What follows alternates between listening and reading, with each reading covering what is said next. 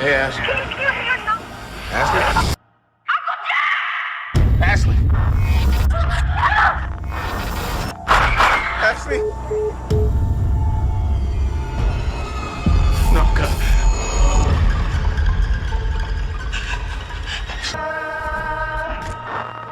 Who is this? Who do you think it is?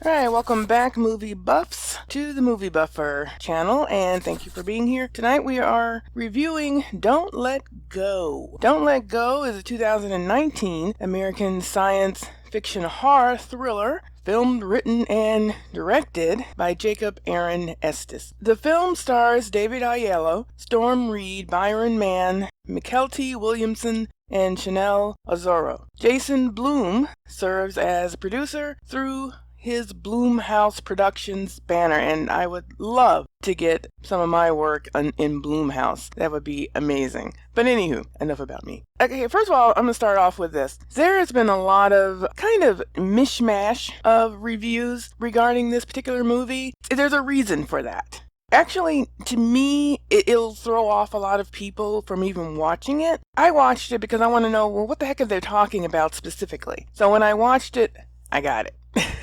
I got it. I got exactly what they were talking about and why the reviews are kind of mixed. So, but let's get into what the story is about. Basically, homicide detective Jack Radcliff, played by David Aiello, which we love, you know. Remember him from Selma and from everything else. He's done lots of great work. He receives a call from his niece, Ashley, done by Storm Reid. Her most recent, that's recognizable right offhand, she was in The Invisible Man. She was in Disney's A Wrinkle in Time. And that was a movie, you know, with Oprah and all that. It was not good. I hated that movie. I mean, I loved A Wrinkle in Time. It was one of the books that I read when I was a child. That's where it began for me. So I was really excited about this movie, but when it came out, I was really pissed off. That's where she's from, Storm Reid. She's a really good actress. I really like her and look forward to seeing her in many other things. I think she's gonna do well. Okay, we get back to what was happening. She calls Detective Jack Radcliff because she was forgotten to be picked up by her father, Garret, who is Jack's brother. Now, his brother was a former drug dealer, and he was also bipolar. At first, he was taking his medication, and then he stopped taking his medication and all that kind of stuff. So he's been through some things. He has recently got his life together, supposedly. He's back on his medication. He's a songwriter. He's doing lots of things, you know, trying to get his life back. He is married to Ashley's mother, and they're a good family, a good knit family with, of course, some problems and hiccups. And Jack is trying to be there for his brother and for his niece and everything.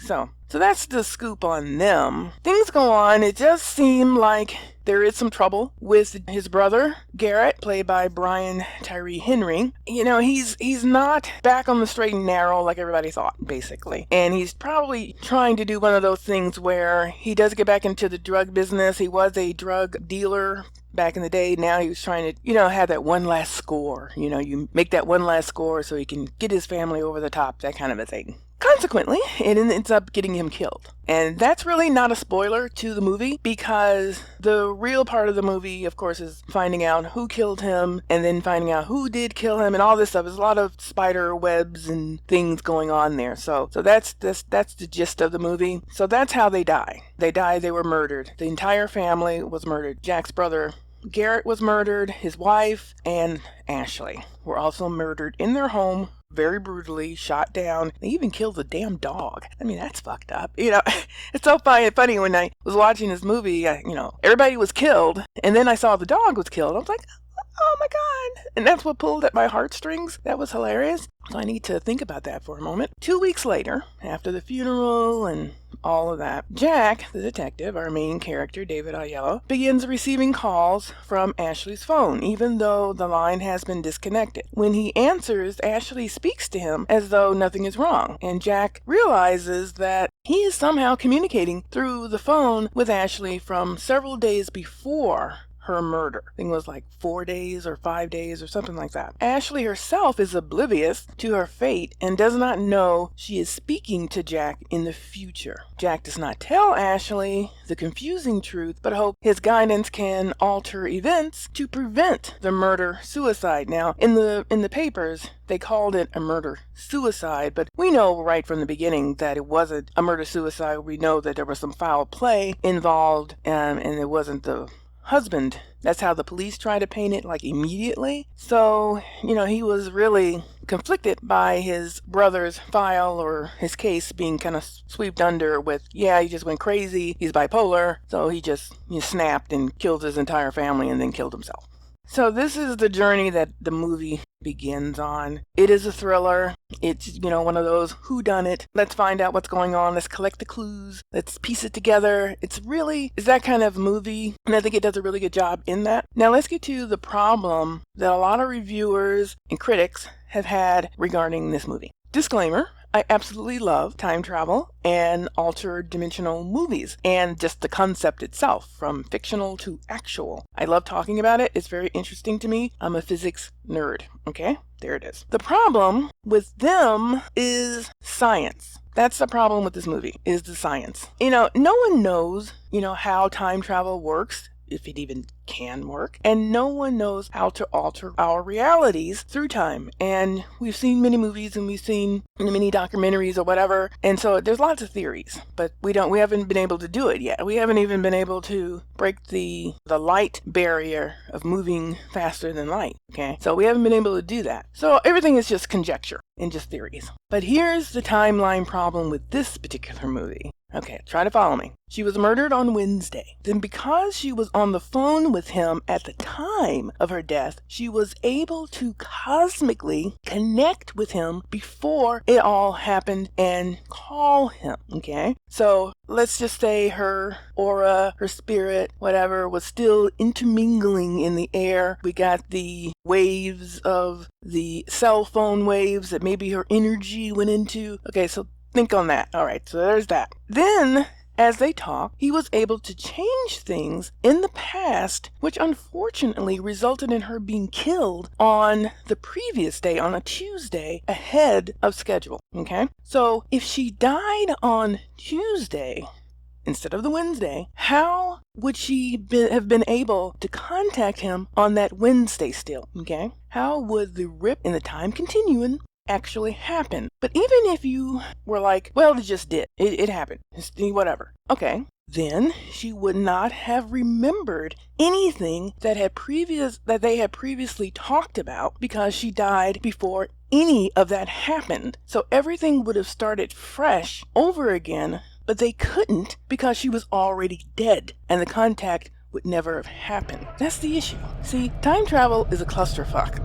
It really is. As soon as she died the second time earlier, he wouldn't have remembered talking to her at all because it wouldn't have happened. Now, if she had have died, like after, say on a Thursday, then this probably still could have worked. Now, take Frequency, another rip in the time continuum story. Yet instead of a phone waves, it was the Aurora Borealis. I had some issues with this movie, but since the father had died like years prior, it was easier for the timeline to be altered without the confusion of Don't Let Go. So no real overlapping. Then in Star Trek First Contact, the Enterprise crew was stuck in a temporal wake that allowed them to go back in time without a scratch and save the Earth from the Borg. In one of my favorite time travel movies, which is Deja Vu with Denzel Washington, the Special Police Science Force was able to curve space-time and pass through a wormhole to see backwards. I believe it was 4 days. If not, correct me in the comments. And of course, our hero, Denzel, figures out that a human could pass through and save the girl from dying. But his other self, because if you go back in time, you will come in contact, or could come in contact with your other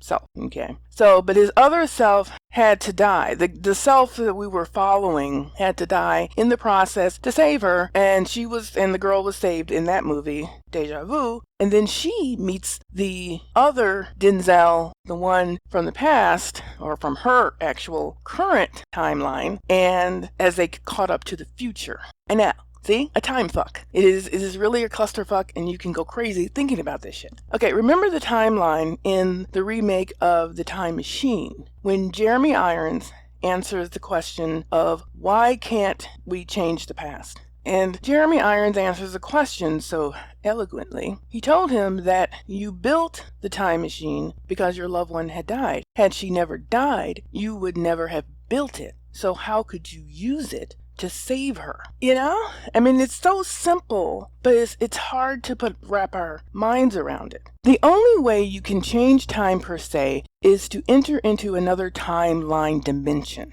another universe. The only way to be with your loved one who has died is to hop into another parallel universe where they are still alive. In our universe, they are dead. In your timeline, our current timeline that moves forward, they're dead. And no matter how many times you try to save them, go back in time within this timeline, they will always die at the same time, probably just in different ways. And if you put them in a desert where there is no one around, they would probably have an aneurysm and just fall down dead, okay? So you have to think about parallel universes and things of that nature as well when you're talking about, time travel, time. It's just so many theories of how you can actually do that. And some of them run into the paradoxical wall. The parallel universe doesn't have the paradox because it's a completely different universe, parallel universe timeline. Okay, so what about Superman, you said? Okay, he saved Lois Lane. Well, Lois Lane was a dead woman walking.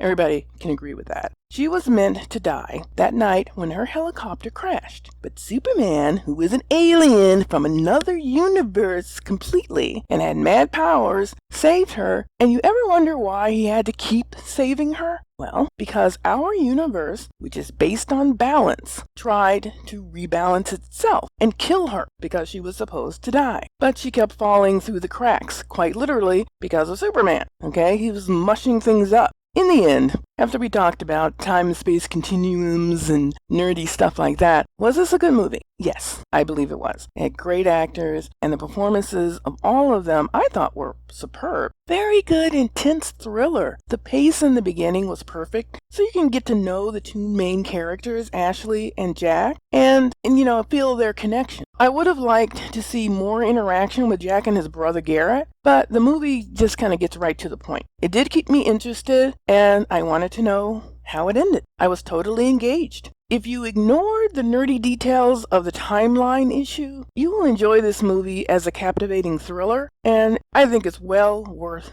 the watch. I thoroughly enjoyed it. I think it was a great movie. It may not get the accolades, but I thought it was very good. I thought the acting was great, and the writing and direction was pretty good. It was very good, actually. The only thing is the science. I would say don't write science fiction if you don't understand the actual science. I know, you're like, well, it's fiction, so it doesn't matter. But for some of us nerds, it does. And sometimes that can mess up a movie. So, have you seen Don't Let Go? What did you think of the space-time continuum errors? Or did you not even really notice it? Again, us physics nerds, we get into that kind of stuff, but did you even really care about that at all? Let me know your thoughts in the comments. Please respond. I love to get the opinions of other movie buffs like myself and to discuss. Please help grow the channel by sharing, subscribing, and liking. Let's beat these algorithmic gods and help me build the channel so I can bring you more amazing content. Thanks again. I appreciate you so much for being here and staying till the end. And hey, if you did stay till the end, put in the comment enders. Just big, bold letters enders. E-N-D-E-R-S. That would be cool. I want to do something special in the future for my enders. People who listen all the way through till the end. But in the meantime, peace, two fingers.